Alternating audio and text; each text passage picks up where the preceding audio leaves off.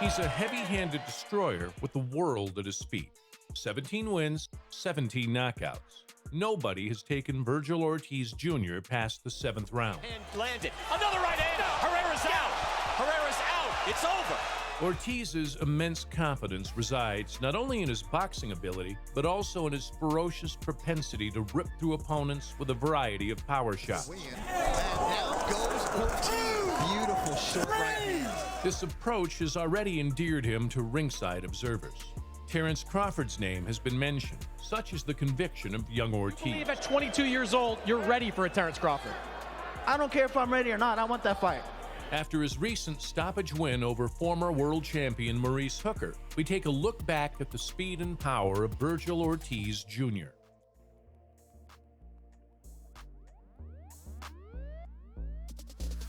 It was a pro debut to remember for 7-time national amateur champion Vergil Ortiz Jr., who blew his opponent away in under 2 minutes. I've been over the rules with you both. You know what I expect. Touch gloves, good luck. Arizona's Julio RODAS had been out of action for over 4 years, and Ortiz immediately made him regret his return to the ring. The old-timers would say it looks like both guys are double parked here. Oh, right hand drops RODAS. Oh, huge right hand from the 18-year-old Vergil Ortiz early on in his pro debut. RODAS was felled by a right hand just seconds into the contest and offered some sluggish swings of defiance before the referee stopped the journeyman on his feet. RODAS is swinging wildly, still stunned from the big knockdown in the first. Oh, a body shot, and it is over. Eddie Hernandez has stepped in. 18-year-old Ortiz had made a statement on his very first pro outing. Having crushed his previous 8 victims all inside the first 3 rounds, Ortiz accepted a moderate step up in the form of Jesus Alvarez. Touch gloves, good luck to both of you. Weighing in considerably over the limit, Alvarez was unable to win the NABF title that sat on the line. It was the least of his concerns, as Ortiz put him on the seat of his pants with a powerful right hand in the opening round. To the body and went upstairs. Oh, and he drops Alvarez early in the first. The Sinaloa native displayed stubborn resistance, but Ortiz's vicious head and body assaults took their toll by the 3rd, and an unsteady Alvarez was mercifully halted. Stand up, and that's it. It is over. Vergil Ortiz. It's another stoppage. Another level up for Vergil Ortiz Jr. as he mixed with former world champion Juan Carlos Salgado. Ortiz quickly demonstrated why their respective careers were moving in very different directions. Sizing Salgado up behind his spearing left jab, Ortiz was equally as comfortable leading off or counterpunching his veteran foe. There's that left hook to the liver. A sizzling body shot in the 3rd sent Salgado sprawling and eased the Mexican into retirement. 9-minute mark. Nice left hook to the liver, and down goes Salgado. I don't think he's getting up, and neither does the referee, Raul Caiz Jr.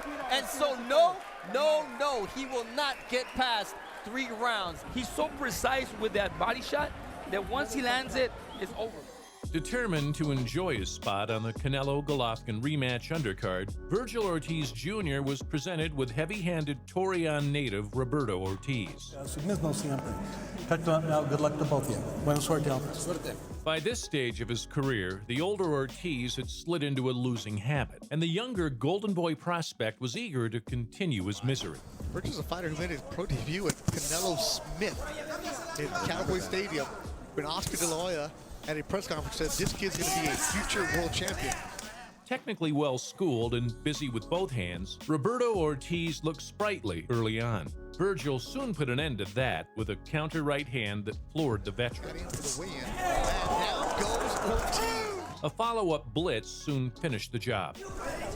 Backward body shot from Vergil. Ortiz goes down for the 2nd time, and it's over. A 2nd round stoppage for Vergil Ortiz Jr., the hot prospect from Grand Prairie, Texas.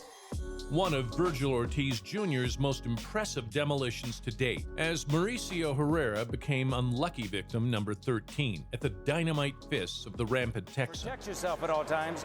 Obey my commands. God bless you both. Touch up. Despite having 8 losses on his record, Herrera had proven to be a hard night's work for several quality fighters and was always primed to spring the upset. Ortiz told us he had 150 rounds of sparring for this fight because he expected for it to go some rounds. He knows that Herrera has never been stopped, so if he can stop him in the early rounds, it'll just be a big statement on Vergil Ortiz's part. Lacking the power to keep Vergil at bay, Herrera soon had the resistance knocked out of him as he was dropped by a flurry of hooks at the end of round 2 and put to the sword in the 3rd. He's on shaky feet. That hook just missed, and a right hand landed. Another right hand. Herrera's out. Herrera's out. It's over.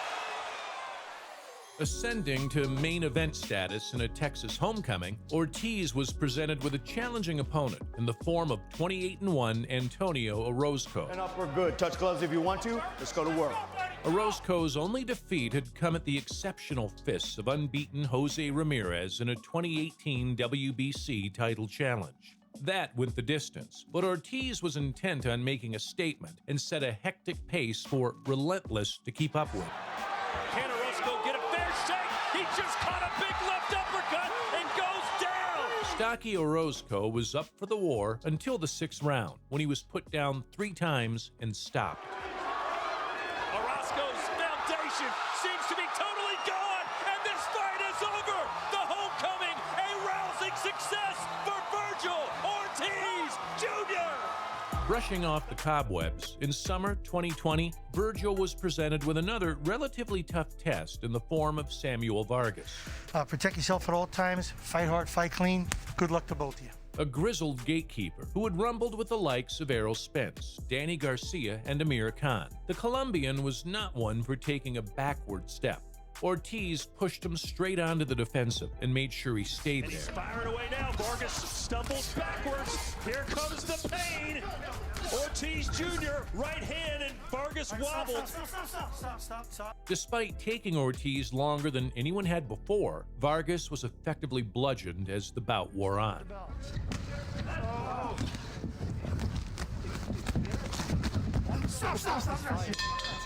I see this fight. And Jack Reese has indeed ended this contest. It was the right call by Jack Reese at the right time because Vargas was not going to give up. They don't make them like Vargas, man. This is old school toughness right there. The rising welterweight star had added another name to his glowing resume. In his most recent outing, Vergil Ortiz Jr. faced Maurice Hooker. Hooker had previously won a WBO title and defended it twice. However, that was down at super lightweight, and this was the Dallas man's first real involvement at 147. In the second half of the fight, he takes out everyone in the first 6.5 rounds. That body shot affected Hooker. Ortiz made it a violent introduction, swaggering into range from the first bell, peppering Hooker with power shots from every angle. Oh,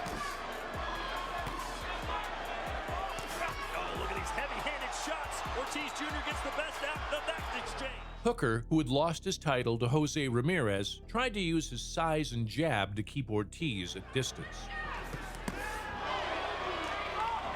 Ortiz thinks he's got him, and he might have. Back against the ropes. He'll take a knee. Hooker is down. Ortiz dropped Hooker with a bombardment in the 6th and forced him out in round 7. 10-8 round. His shots, Todd, are just thudding. He is. Oh, and another right hand as Hooker takes a knee again, and this time he may not get up. He thinks he's broken his hand, and it is over. Vergil Ortiz Jr., the future has arrived at 147 pounds.